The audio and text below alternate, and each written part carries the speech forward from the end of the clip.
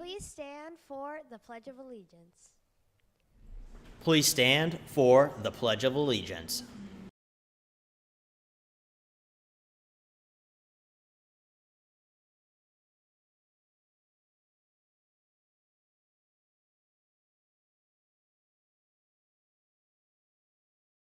I pledge allegiance to the flag of the United States of America and to the republic for which it stands, one nation, under God, indivisible, with liberty and justice for all. You may be seated.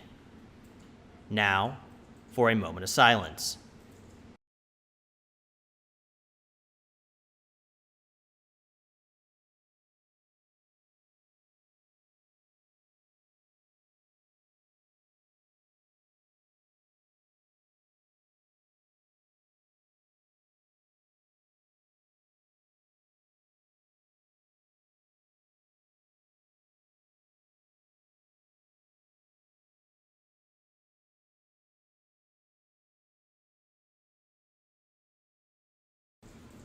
Thank you. Please. Good morning, Mariner Nation. I'm Jennifer. And I'm Max. And you're watching Mariner TV.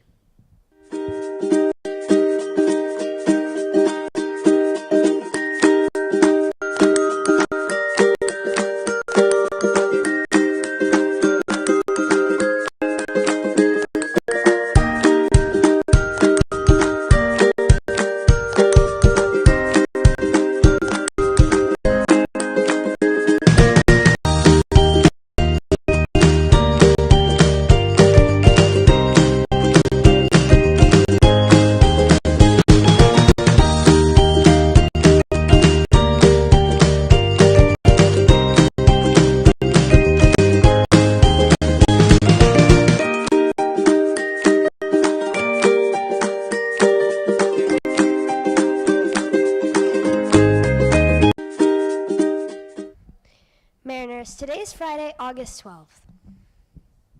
Mariner staff, please stay on the broadcast live stream after our show to watch the mental health video for the 22-23 school year. This video will run about 17 minutes long and will again air at the very end of our show. Mariner Nation, save the date. Our picture day is coming up fast. On August 30th, we will have our Mariner Picture Day in the gym. Forums will be going out soon. Welcome back to school, Mariners. We will be having our back-to-school socials next week. 6th grade, your back-to-school social will be on Wednesday, August 17th, immediately after school in the gym from 4:10 to 5:15 p.m. 7th and 8th graders, your welcome back to school social will be on Thursday, August 18th, immediately after school in the gym from 4:10 to 5:15. There will be a $1 entry fee on both days, and be sure to bring extra money for concessions like chips, candy, soda, or water. 6th graders, you can purchase your ticket on the morning of August 17th in the 6th grade pod from Mrs. Gentili in room D8 before first period, during a lunch in the cafeteria, and at the door right before the event. 7th graders, you can purchase your ticket on the morning of August 18th in the 7th grade pod from Mr. Monteleone in G8 before first period, and at the door right before the event. 8th graders, you can purchase your ticket on the morning of August 18th in the 8th grade pod from Mrs. Herring in B8 before first period and at the door right before the event. Thanks. Mariners, today for lunch we're having chicken parm, and Monday we will be having chicken nuggets. Mariners, remember to fuel up for both breakfast and lunch. Both breakfast and lunch are free to all students on campus. Teachers, at this time, please check for dress code and send any students to the office that have been dress coded. Students, at this time, please make sure your phones are off and placed in your backpack. That's all for this edition of Mariner TV. I'm Jennifer. And I'm Max, and Mariners, remember, life's storm proves the strength of our anchor. You're the captain of your ship and the master of your fate. See you next time.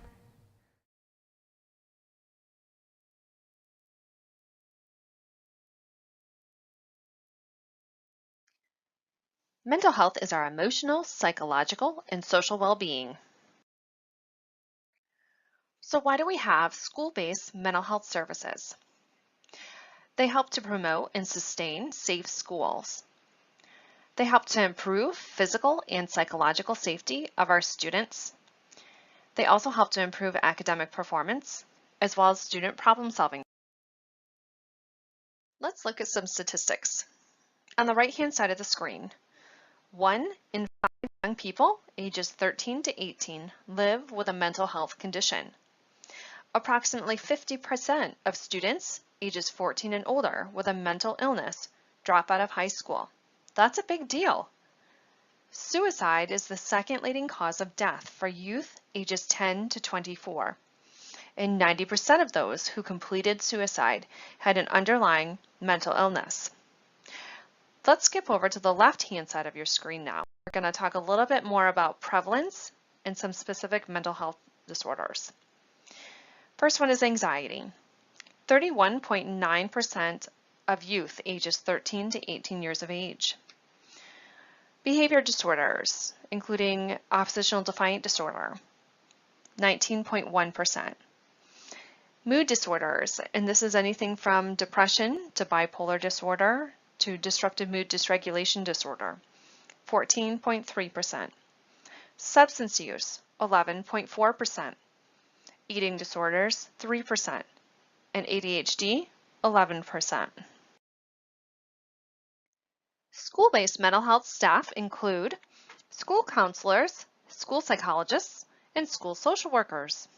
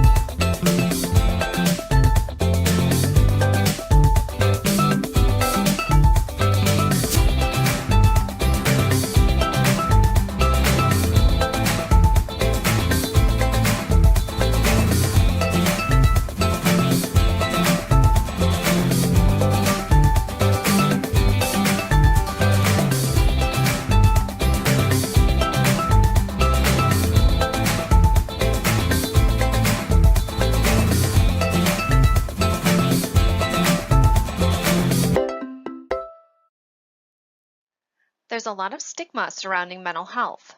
So what is stigma? Well, stigma is a negative stereotype. It is when someone views you in a negative way just because of a personal trait or other distinguishing characteristic that sets you apart from others. Shame, blame, fear, and embarrassment. These are all words that have been associated with mental health challenges. These words often prevent kids and families from getting the treatment they so desperately need. So how can you help to break the stigma? False beliefs about mental illness can cause significant problems. So here are some things you can do. First, talk openly about mental health. It is real and it is more common than many people realize. Educate yourself and others. The more we know, the better decisions we can make. Be conscious of language. Some words can be hurtful. Think before you talk. Encourage equality between physical and mental illness. We often accept physical illness as just a part of life. It's normal. Why not mental illness? Show compassion for those with mental illness. You never know what someone is going through. You have the power to make someone's day better or worse.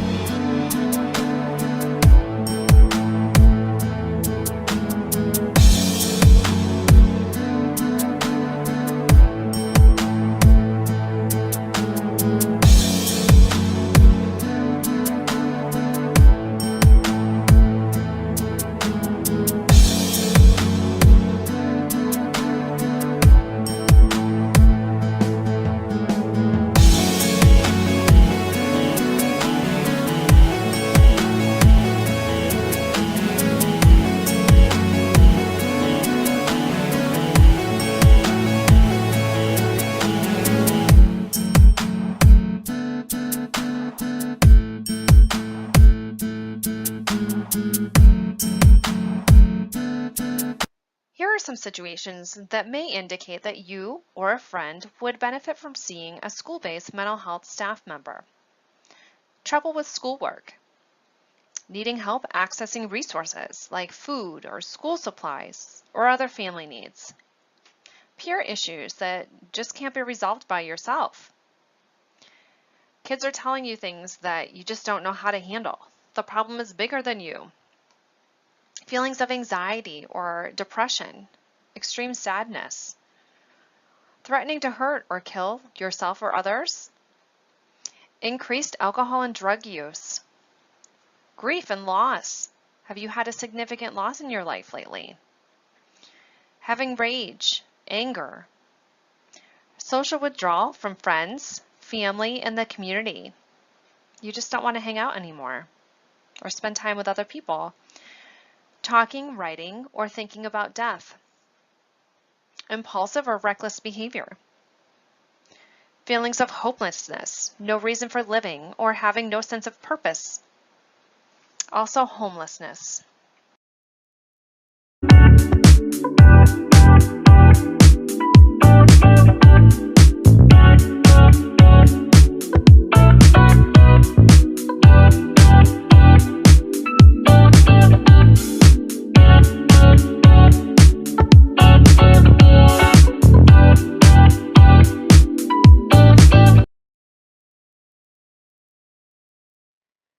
So how do you seek help if you or a friend needs it?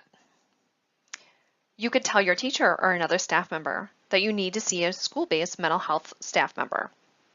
You could stop into the guidance office between periods. Ask a friend to go with you or show you where the guidance office is. Turn to your neighbor right now and tell them or ask them, where's the guidance office? You could have your parent call the school. You could also ask a teacher or a trusted adult where the school social worker's office is, or where the school psychologist's office is located in your building before you ever need help. That way, when you or a friend does need help, you will know where to go.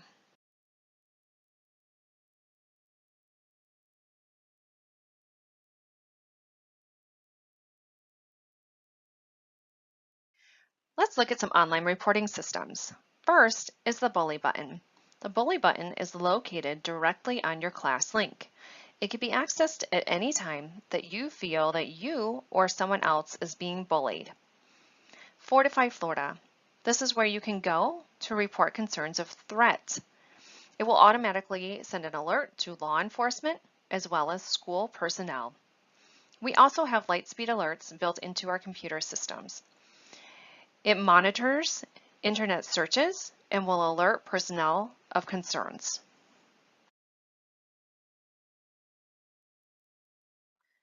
When students talk to school counselors, social workers, and school psychologists, the conversations are considered confidential.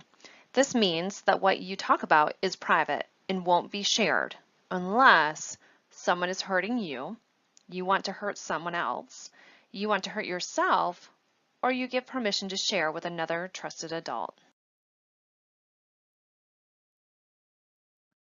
School-based mental health staff members also communicate with families and community agencies. This could include people like your doctor or another counselor if you have one. It helps us all to be on the same page so that we can better help you.